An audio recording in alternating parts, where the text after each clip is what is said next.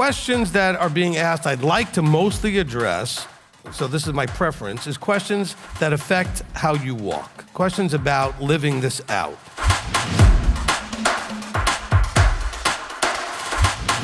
What he's always told me is, tell them that if they're doing what they're supposed to be doing, they'll be where they're supposed to be. But you need a teacher to teach you what it is you need to be doing.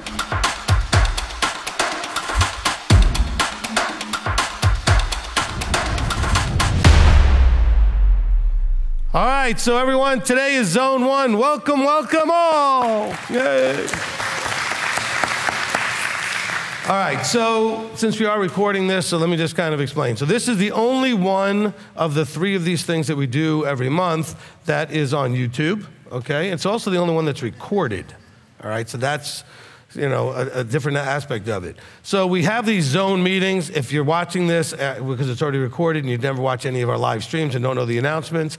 So basically, in my effort to provide something for everyone worldwide when it's still Shabbat where they live, I've broken the world up into 3 zones or ranges of time zones so that we can have some interaction when it's Shabbat where you are, okay? So Zone 1 covers the time zones that cover the US, Canada, Mexico, South and Central Americas, the islands that are all within those ranges, basically like Pacific to Eastern time, okay? And it also covers just the local congregation. So every other month, we switch between those on live stream and those here locally. This month, it's the local people here who are nicely lining up for their questions.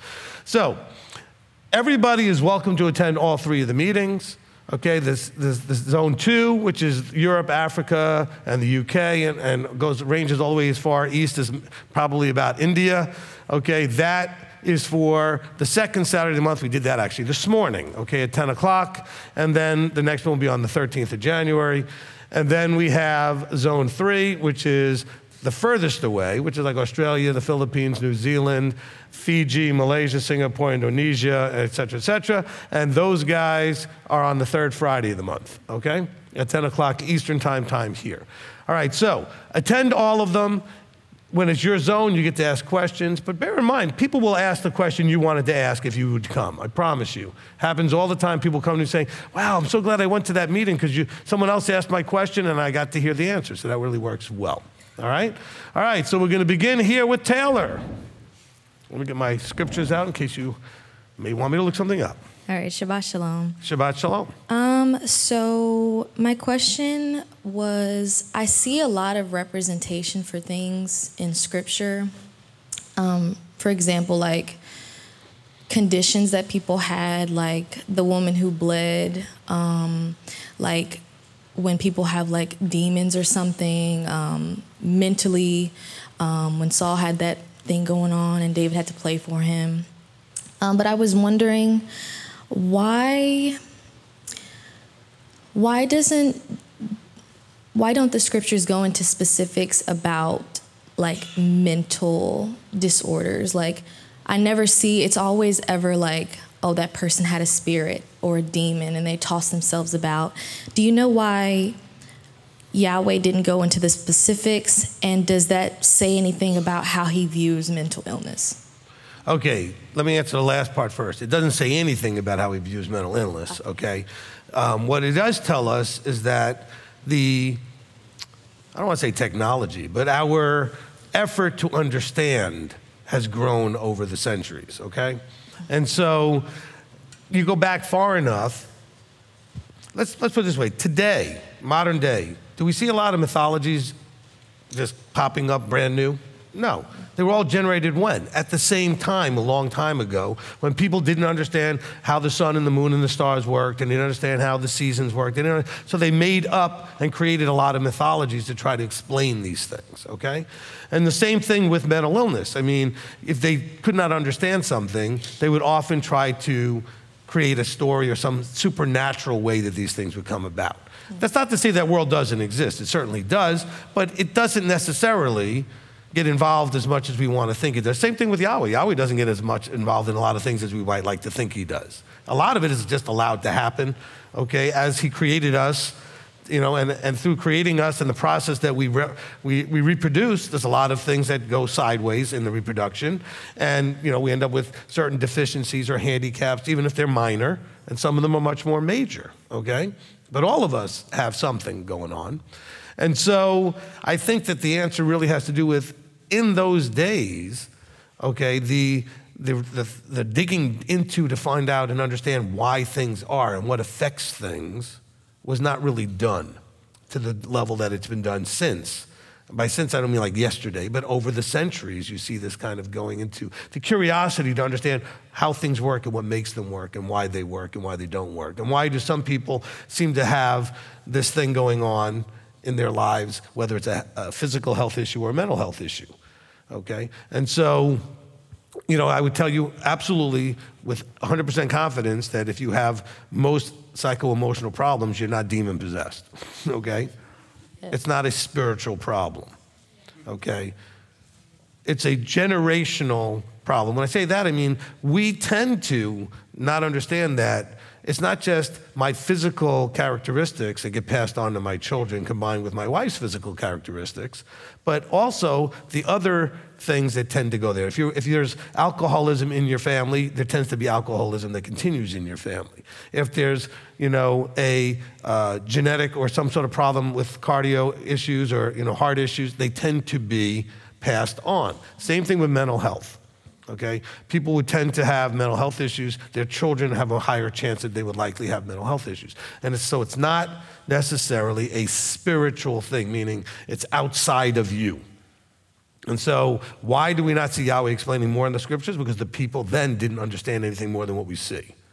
Okay, so we're led to see what's happening. Now, when you see people that are possessed, a lot of the times that you see it, and it's very, very rare in Scripture that this happens anyway. I mean, you just don't see it come up very much.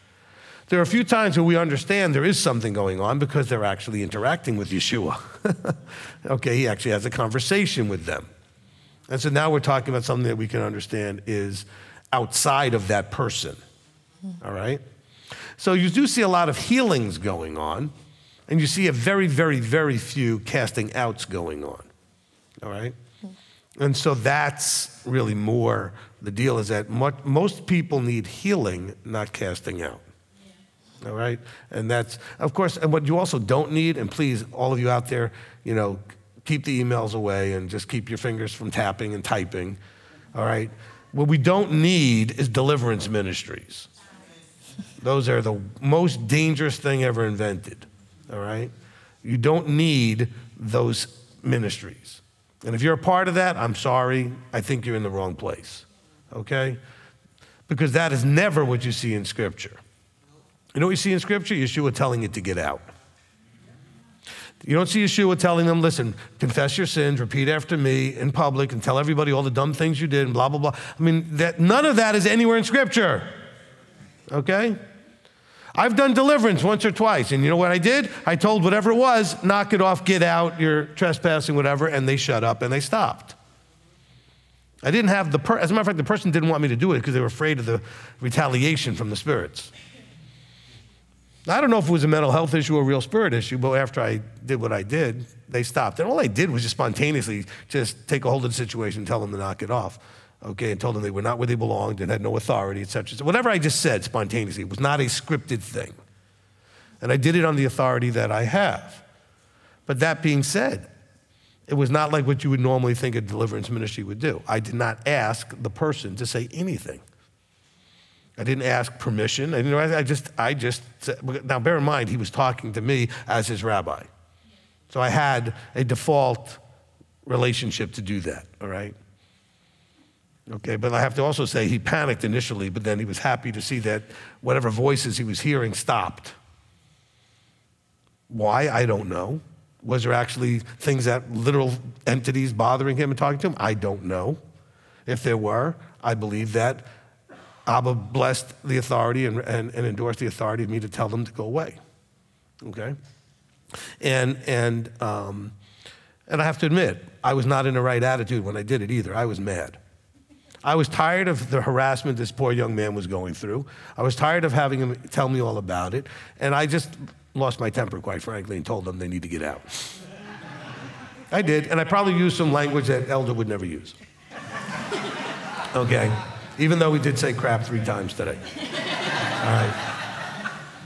All right, so because it was just a spontaneous thing. I just took authority as a father figure in this young man's life, and I said, enough. Okay, does that answer the question? It does. I just wanted to see, because I know, not for like shortcuts or anything through stuff, but I know that like you've mentioned with like anxiety and depression and like normal things like that, not some like schizophrenia or anything, but you've mentioned it in a way like we're mentally weak in that place who don't have like chronic depression or anxiety, right. But people are mentally weak. So I was wondering if like the scriptures don't mention it because we like don't deal with it in the way that people in the past did. Yeah, no, it's not that we don't deal with it the way they did, which we don't, because they don't understand a lot of it. But the thing is, and when I tell people they're weak, it's not you're weak because you're depressed. I find people are weak because they don't take the fight to it. They don't struggle against it like I believe that they should. I'm not saying they don't struggle, but they really don't put in the, I'm going to give it everything or die on this hill type of thing. I'm going to beat this thing so it doesn't continuously ruin my life. And that's where I think that they end up being weak, And, maybe I'm wrong, and maybe that's just too easy for me to say because I don't suffer from that. But I deal with so many people that do, okay? And I don't see the urgency to fight that fight. I see people wanting to avoid it, medicate it, soothe it, distract it, or some other thing, as opposed to actually dealing with it, all right? Now, bear in mind also, we now know that a lot of this does have a chemistry to it, right? Like if you eat certain things, it does affect people, some people very much. I mean, you give a child sugar, see what happens, right? So you see a connection, okay? And you can see how it affects them. And some foods do affect, either lack of certain things or an overabundance of certain things do affect us in our emotions and in our ability to think straight. Because some of us have dealt with, things that make our heads a little bit cloudy, and other things help bring us crispness and clarity. Okay? And so diet is a big part of this. Diet is a huge part of this. The chemical side of it. Okay? The chemical side of it. That's something that's never addressed in your scripture because they did not delve into that in those days. Okay? I have 2 more. The other one's longer, but the other one's shorter, if I could ask. Try the short one. Okay. And then you could always get back in line, so it's okay. Yeah. A lot of the things like with fashion that I'm into, I've found like I'm naturally gravitated towards things from other people's cultures in different countries like that. So I was wondering, I'm always thinking that if I like find a piece from like Egypt or something like that, I'm like, okay, a person wore this in Egypt, but they're connected to something pagan, so I shouldn't wear that. Is that like wrong for me or? No, I mean, look, when it comes to clothing, not so much clothing as much even as it's more like things that are accessories to the clothing, unless the clothing was some sort of priestly garments of some sort for some other religious belief system. But the main thing is I'll use the example of kashrut. You should read all the ingredients on anything that you buy, and then you should do the research to find out and understand what those ingredients actually are and where they come from. We had a problem the other day with some donuts because people don't know necessarily when they're new about mono and diglycerides and where they could be coming from, and you have to do some research. So the same thing for you, right? You're now learning that, hey, if I go and find something from another culture, which, by the way, all of you that like antique stores, same thing. You might buy something in an antique store and find out it was some sort of pagan thing that was used for something, right? So you have to do some research, okay? There's an effort that needs to be made to understand, was this just something that was aesthetically pleasing, or was it functional in some way, symbolic of something that was something you don't want to be involved in, right? So it just takes a little bit of research, okay? Did I answer your question? Okay? Look, it's kind of like I've told everybody, the verses that talk about not having idols and stuff and not making images, it's not saying that you can't have any artwork or sculptures. It just can't be anything that either A, you start praying to or thinking is Elohim, or B, other people have used in the past, okay? So if you happen to really like, it doesn't matter what it is, whether it's fish or some other animal or whatever it is, or some bird or whatever, and this is something that like is your thing, okay? And you want to, have a picture or and you're just looking at it as appreciating because it's something that you really think is pretty cool, but it's not something you're praying to or anybody ever prayed to, that's not a problem, okay? Look, my father collected bulls because he worked on Wall Street, okay? And so anywhere he went traveling, if he found a store that had things in it, and then one of the things it had was like a bull made out of this or that, he had them made out of everything you can imagine.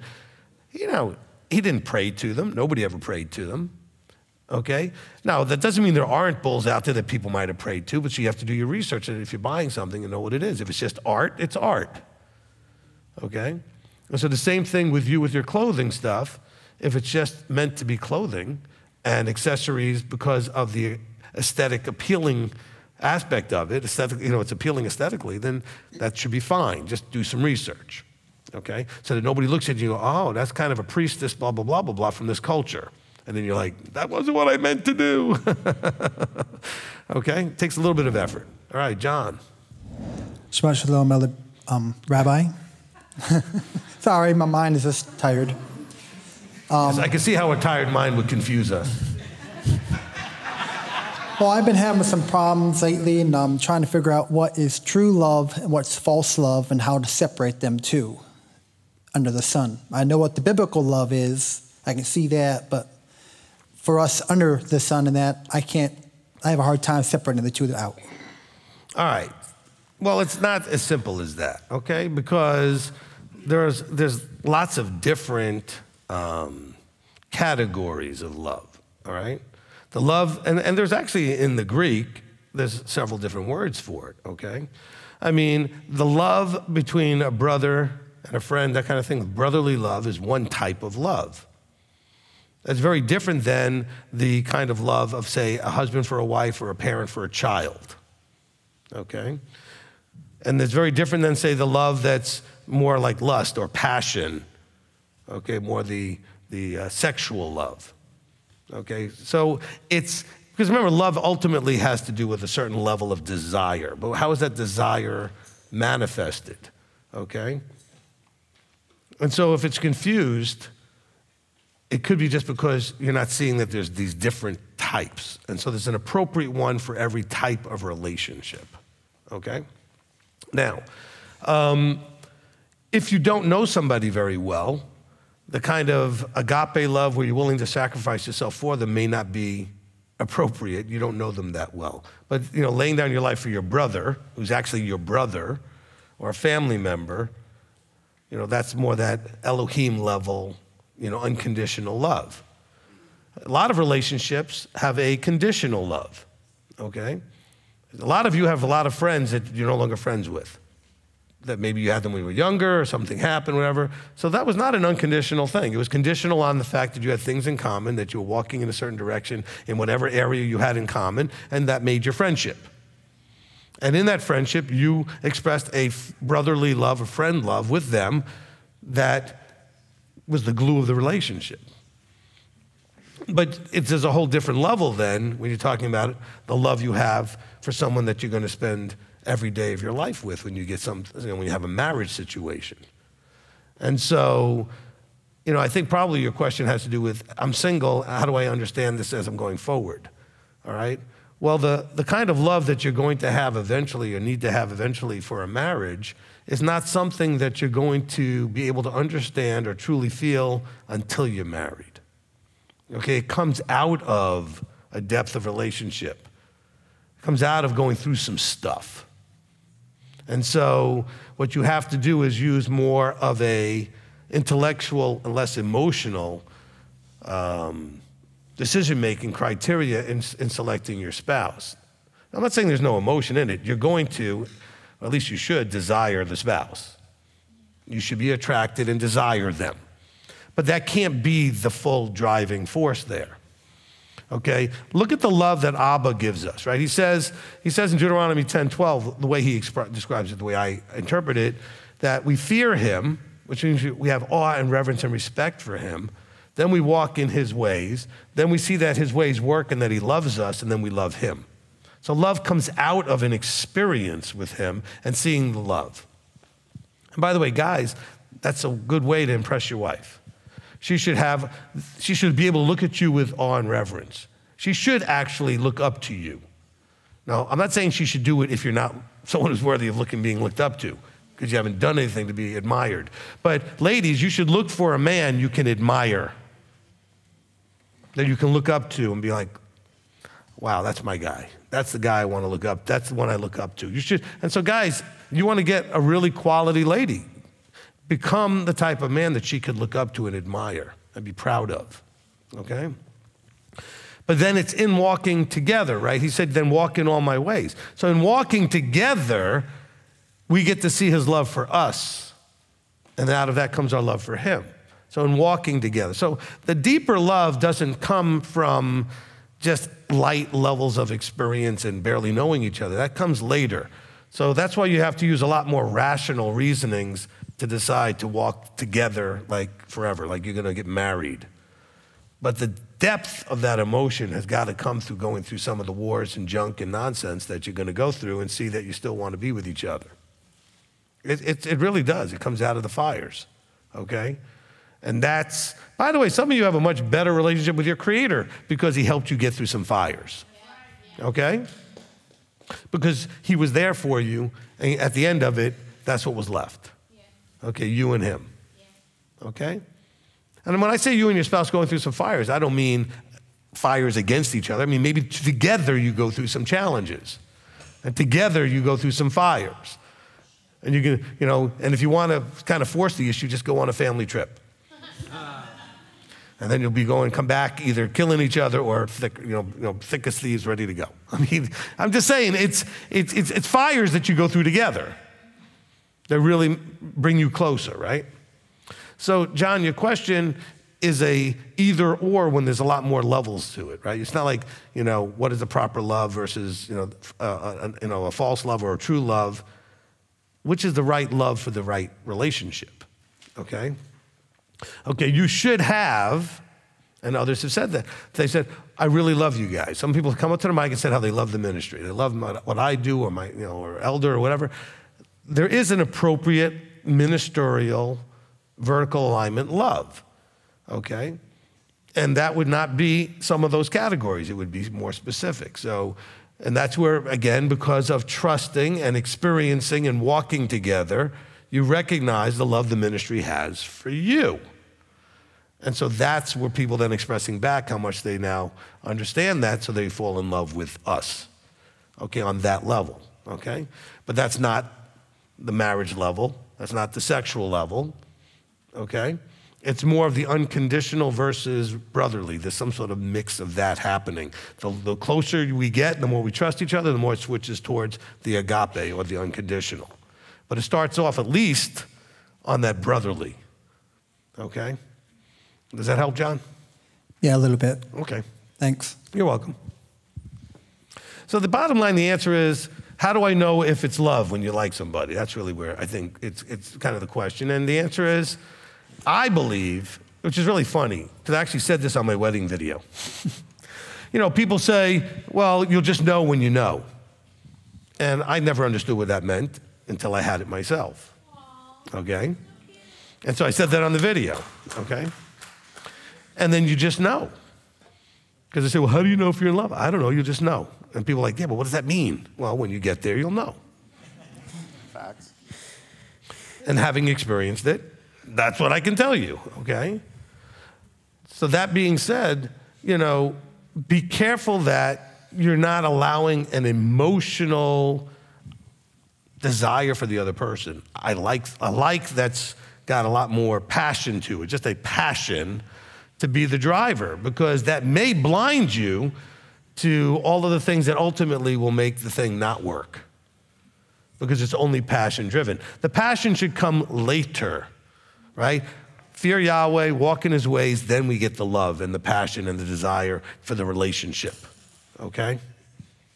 But the initial choosing the relationship was because we had reverence and awe for him. So we said, I want to be in a relationship with you because I have awe and reverence for you. And because of that, I'm going to trust you and do what you say. And then through that, I'm going to develop a relationship where I now have a passion for that relationship. Does that make sense to everyone? Okay? We don't choose very well our mates.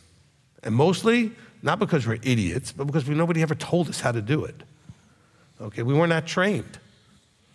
It is literally, at times, mind-boggling to me that the two biggest things we do require no training whatsoever.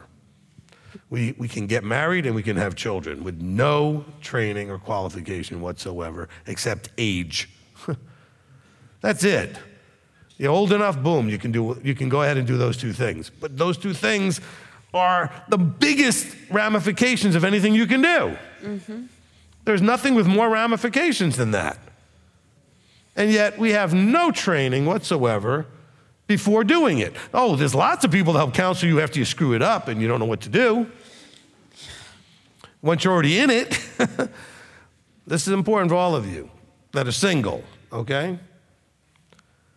Getting this right is more important than not being single.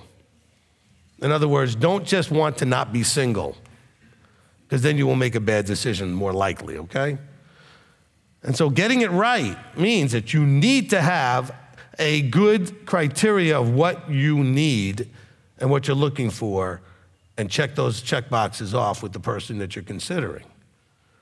And there needs to be some negotiable ones, but there needs to be some black and white non-negotiables.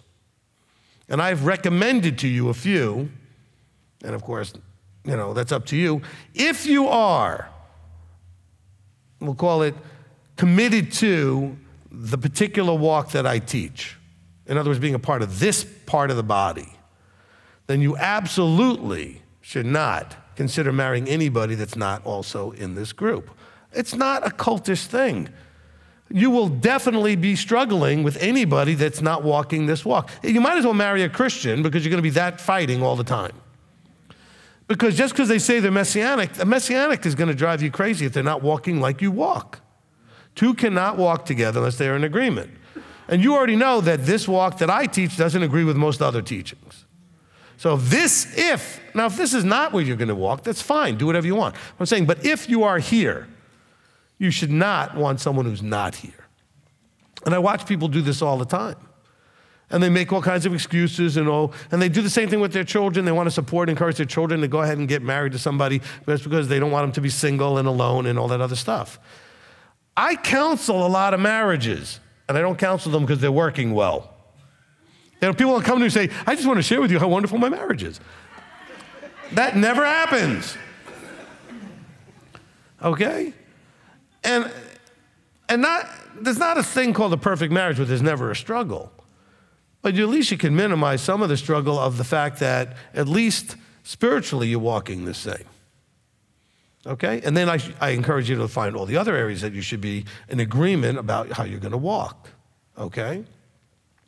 And look, and the things that my wife and I struggle with, a lot of them are things we never talked about before we got married, that we don't necessarily agree on. I mean, they're not big deal things. Little things that people have challenges with, right?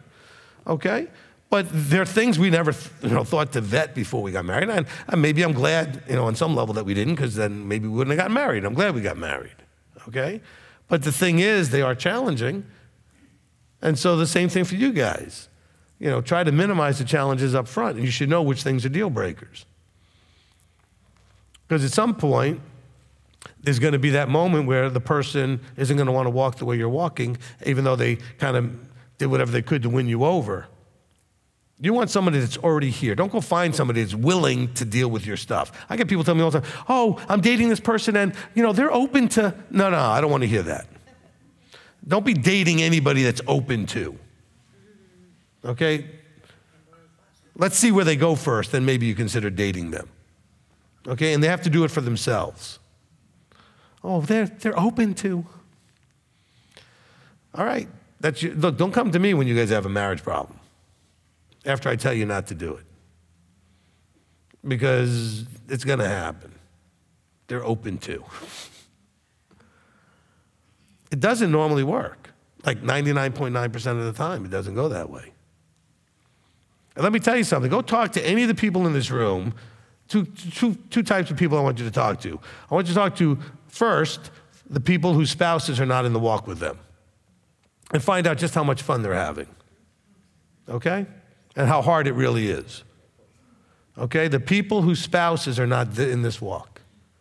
Then talk to the people whose spouse maybe is in the walk, but how much fun it was the 5, 10, or 20 years it took till they were in the same walk. Because there's no telling how long that might take. Also talk to the ones who might tell you, oh, well, they said that, they were open and everything else, and then once they got married, that sort of went out the window at some point. You got to understand, both of you, whichever side you are, husband, wife, doesn't matter. Both sides are going to say whatever they need to get the marriage to happen if that's what they want. So I'm not going to say one side's worse than the other. You will both say and do whatever's necessary to get what you want. But then once you get what you want, you're not going to keep it up. It doesn't maintain. And so let's not go there.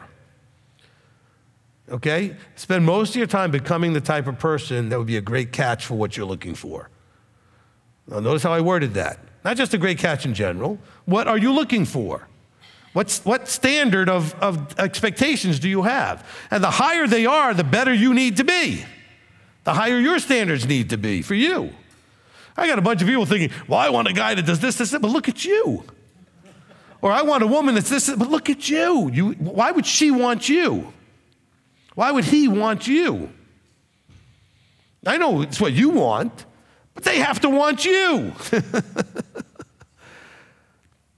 So describe for yourself what that person looks like, functions like, how your relationship would be, and everything else, and then ask the question, that's what I want, but what would they be looking for? Would they be looking for me? And then you have to be honest with yourself. Well, they'd be looking for me if I blah, blah, blah, fill in the blanks of where you fall short. And then fix it, work on it. And that's really, important. All right, Ashley. I have 2 questions. First one, Constantine, Michael, and I were watching the Discovering Your Identity teaching, and I believe it was part 2 when I wish I brought my Bible with me because in that one I have all my notes in it, but I didn't know it was going to be in here today. You were talking about either the judges or disciples, and I was wondering, are the disciples, the 12 disciples, are those going to be the 12 judges up at the kingdom? All right, so what the verse says is that the disciples will judge the 12 tribes. Yes, okay? That was the verse. That's the verse. Okay, so that it says what it says, that they will be judging the 12 tribes. Okay, with that question then, I was wondering, is Judas, the one that went against Yeshua, I think Judas, yes. Okay, was he considered a disciple or no? No, he lost, he failed out of that. They put in another one in Acts chapter 1, another Matthias, okay? Okay, so that takes out my other question. I don't have to worry about that right. then. By the way, judging, let's not get that wrong. So what will they be doing? Each one will be assigned to a tribe to be available to do Deuteronomy 17 stuff. Not judging like, come up here and let me just judge you. They're going to be those that have authority to do the Deuteronomy 17 things. So when that tribe has an issue, they will go to that judge or apostle over that tribe. That's the highest level court. They'll go to the lower courts first, and if it gets bounced up, eventually it'll get to that. All right? So not like they're going to be standing in judgment. They're going to be functioning in the role of Deuteronomy 17. Okay, when something's too hard, they don't know what to do, and they went through the lower courts, so to speak, and those judges weren't able to help them, and eventually we'll get to what ultimately in the kingdom will be like a Supreme Court, the highest court, where it'll go to the judge, which will be one of the apostles. Okay? Now, of course, it's higher than that to go to Yeshua, but I'm saying that ultimately that should be enough right there. Okay? And my second question is, I hope I don't annoy or frustrate you with this one. But I really have been wondering and struggling with lately, why do people go back to where they come from? Like, and I don't mean anyone in specifically, but like I'm talking about like with addiction or their past like lives. Like, why do they, even if they've been out of it for so long, they were never going to go back kind of a thing, but then something happened and they're back. How and why does that work? All right. So It kind of goes with what we talked about last night. sure. All right. So there are some cases where people made some. We'll talk about, like, for example, like with drugs and stuff, where you were exposed to things and actually know you're hooked. There are cases of that. But for the most part, either through that or just through the actual desire, it's about avoiding something painful, okay? It's an escape. The lifestyles that people left had provided a lot of misery, but also the false feeling of escape. And so things get hard enough, your default is to go to the only thing that you may know that helps you feel no pain. And that could be sex, that could be drugs, that could be some sort of gambling, it could be something, okay? So people go to what helps them numb the pain, avoid the pain, escape from the pain. And so the reason they would go back is not because it was so great. They left it because they understood how bad it was. But even in that, it still provided them a sense, whether it was real or false, of escape.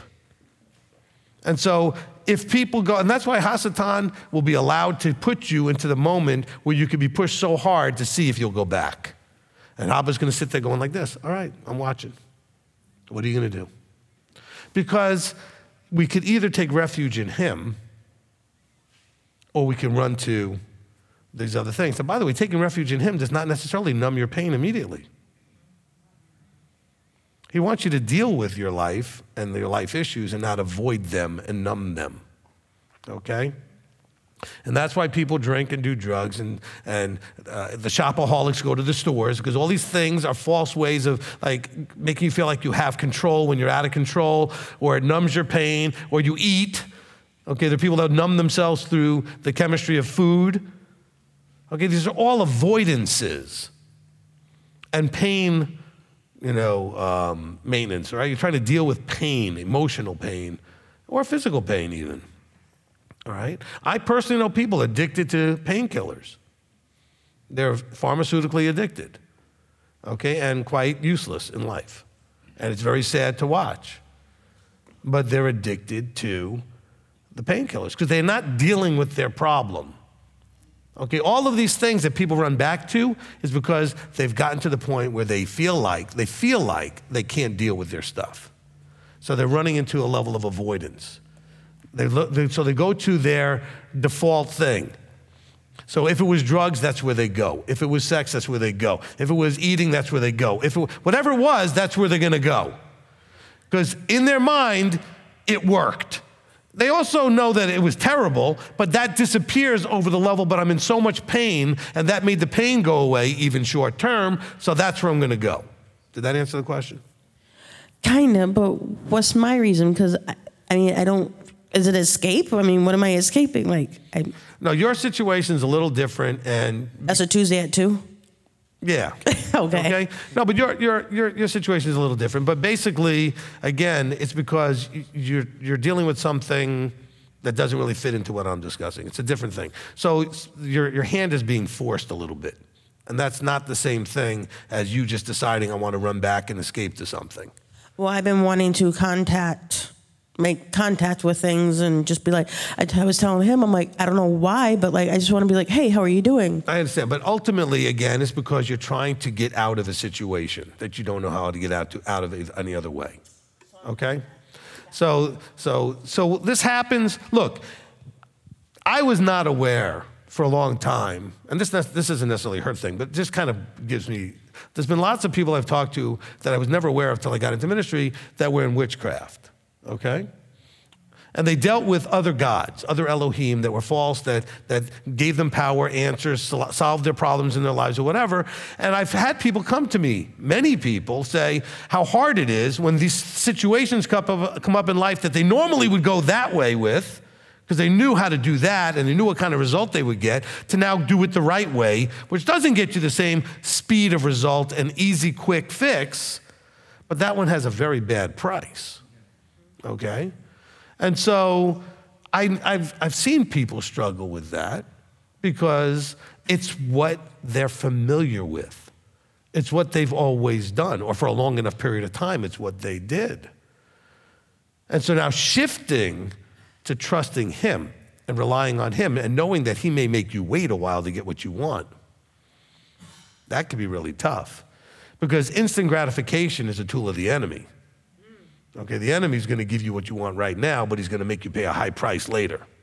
Yahweh's not going to give you what you want right now, and you're going to get a great reward later. It's the opposite. Okay? All right, did that help? You're welcome. But that may be something to discuss more in private. You guys need, this isn't for you necessarily, it's for everybody. You need to know that this is the most important test that you end up with when there's temptation to go back to a lifestyle you've left. Okay? You must win this battle, because that's your weak point. And Hasatan's job is to push every button he can in your weak points.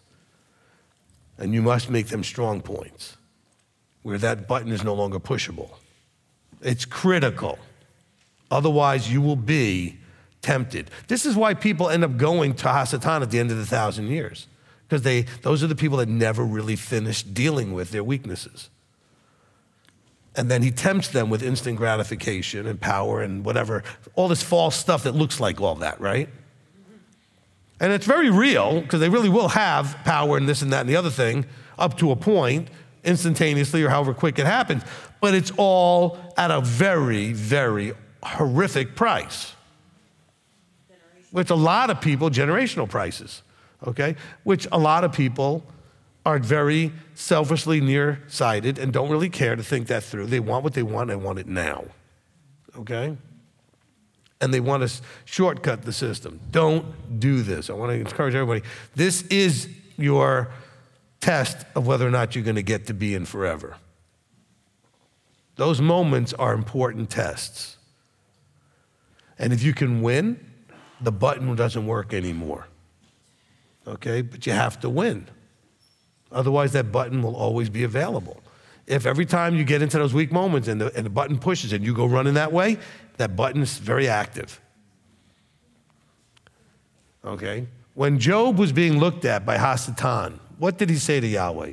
He said, I got nothing to work with here. There's no buttons to push. Now, of course, he said it's because Yahweh spoiled him. Yahweh said, no, there's just no buttons to push. He's a tzaddik. He's a righteous man. He doesn't have any buttons to push. That's how Hasatan can, you want to frustrate Hasatan? That's a frustrated Hasatan. Okay? Of course, Hasatan didn't want to believe that this was actually a righteous man. He wanted to say, well, of course, you spoiled him. And Yahweh says, well, that's fine. Take it all away. We'll see. I know what Job's all about. Now, of course, his wife failed the test. And so, ladies, your husband may go through a test. They may pass, you may fail. That should be pretty scary and sobering. All right? Please, everyone, when these moments come up and you get tempted to go back to where you came from, never return to Egypt. You understand what I'm saying? You don't go back to where he delivered you from. It's the worst thing you can do. All right, Melissa. So I knew that we were going to have this for the last month, that it would be our day today. And so during Sukkot, I had some tests and some surgery, and they came back pre-cancer. And I've had reports, I've had cancer. I've been healed from it twice, and then COVID twice. And so then I came here, and there was things going on. But the Tennessee doctors are pretty smart here. They're pretty thorough, and they seem to care. And for a long time, I didn't trust doctors, but there is one I trust, and that's Yahweh. And so I've been asking him, because I was born with a bone disease, apparently, but no one knew back then that, I was born with it. And so I kept thinking, the dentist would say, you have these degenerative bones in your mouth in different places. So I started asking Yeshua, how can I be healed? I say, if you want to, you can heal me. And so what do I need to do? What's blocking my healing? I do believe that medicine is food, but then I have such a bone disease, I can't eat the raw foods and salads and greens like I want to, so I have to drink them, but it's a battle. So I got up this morning and I went to John 5, that I felt like he took me there. And for the first time, I noticed that this man, he was 38 years old, and there was the pool at the sheep gate, and the messenger would stir it, and people who got in there were healed, and the guy could never get in there because he never had anyone to help him. So then Yeshua came to him, and he said, "Do you wish to be healed?" And he said, "Well, every time I try to get in, then somebody gets in ahead of me, and I can't get my healing." So he told him, "Take up your bed and rise up and walk." And I noticed that he asked him first, "Do you wish to be healed?" And so I'm always saying, "Do you want to heal me?" And so sometimes I think when you get older, or when things look hopeless, or you don't have the skills you think you need, that you really wish you could die instead. That would be so much easier than living. And so you have to really examine yourself, because a lot of people, when you get older, they face that. Not everybody's been a trooper like you have been in so many different things. And so then I noticed that Yeshua went and found him. They asked, "Who healed you?" And he said, "I don't know." He didn't know Yeshua. And so then it said afterward, Yeshua found him in this set-apart place and said to him, "See, you've been made well. Sin no more, so that no worse matter befalls you." The man went away and told the Yehuda it was Yeshua who made him well. And because of this, the Yehudim persecuted Yeshua and were seeking to kill him because he was doing the healings on the Sabbath. Well, so that tells me, he found him in this set-apart place. And so I have been wanting to ask you how we really, I know that the word is going to heal us. I know that being obedient is going to transform us and heal us. And there's, if you obey, you will be healed. But I know he heals some by death and some by, he heals them. And so, I've been healed of cancer, but my bones are so bad. I was like, what do I do? And so there's so many different foods out there, and so many different things different people tell you. So I'm studying different things and praying about the right thing for myself. But I know that so many people need healing, that we have pains and aches, and it might be your husband or wife that's the pain, or children, or it might be ailments, or it might be situations you're facing, but emotional, mentally, or whatever. We all need some kind of healing. And so for your people, I was wondering if you could... do you know what I'm trying to ask? I need healing for my bones, but I've been healed before, and I know that it's food. All right. But I also know other things. So. Okay, so let's separate two situations. Okay, the situation with the pool. Okay, with the water that the man wanted to go in. This was a magical, mystical understanding that something would be done without actually fixing the problem, that you would actually be from outside healed. Okay, that's what they were understanding. If I could just get in the water, be the first one, that it would somehow magically heal me. And Yeshua came to say, you don't need that. That's not where the true source comes from. I am, right? Now, that's not anything like having something that you can treat and being told how to treat it. What he had wasn't treatable. Okay, he couldn't walk. He was born handicapped and paralyzed for however long he was. Okay, which is why he couldn't drag himself into the pool fast enough, right? Now, that being said, your situation, and this goes back to I think even what we were talking about earlier with Taylor, is that we have a lot of back and forth between that which is, we call it allopathic or standard medicine, versus, more naturopathic stuff. The allopaths are very good at one thing, okay? I'm not saying they're perfect at it, but they're very good at least diagnostically being able to tell you, by the way, you have a degenerative bone disease, or you have this kind of problem with your liver, or your this, or your digestion, or your cardiovascular system, whatever it is. They're fairly good at identifying the problem. So first thing you need to do is find some people or somebody out there that can, who has a history of dealing with things like what you have, who can identify what the problem is, and then find somebody that you're willing to look at. Look, I'm dealing with somebody I like, okay, who has helped me to get all of my numbers when I look at my blood work that I just had done again here a couple weeks ago, and compare it to when I got the first blood work done a few years back when you saw how bad and sick I was. okay? And it's completely amazing, okay? Like the blood work is great, all right? All the numbers are great, all right? I even had a chance to show the blood work to one of our members in Houston, Dr. Mosley, and she said the numbers were great. There's one or two numbers that could go up just a little bit or be adjusted, but they weren't like way off. They were she just wanted them to be a little higher or whatever, or a little lower somewhere. But the numbers are really great, especially compared to where they were. So my point is, let me just kind of give you a point. Not like if you ever get blood work, there's like a range you're supposed to be in. I had almost nothing in the ranges. It was either above or below. And when I first got this done, nothing was where it needed to be. Now, I worked with someone who I believed had the skill set to help me to get the numbers adjusted by doing things supplementation-wise and changing some of the things I was doing. And so I did, and I tried it. Now, that being said, though, you have to find somebody, and I can recommend the person I go to you, whatever, but you can find somebody that understands and has worked with people with this bone problem, if you know what it's called and have a way to identify it, and find out what their program is to deal with through a combination of natural and maybe even medical stuff that you can do.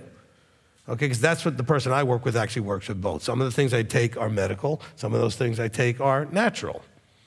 All right? And so the key is finding someone that actually knows what to do for what you have. And there's people out there that know. You just have to first know what it is you're dealing with.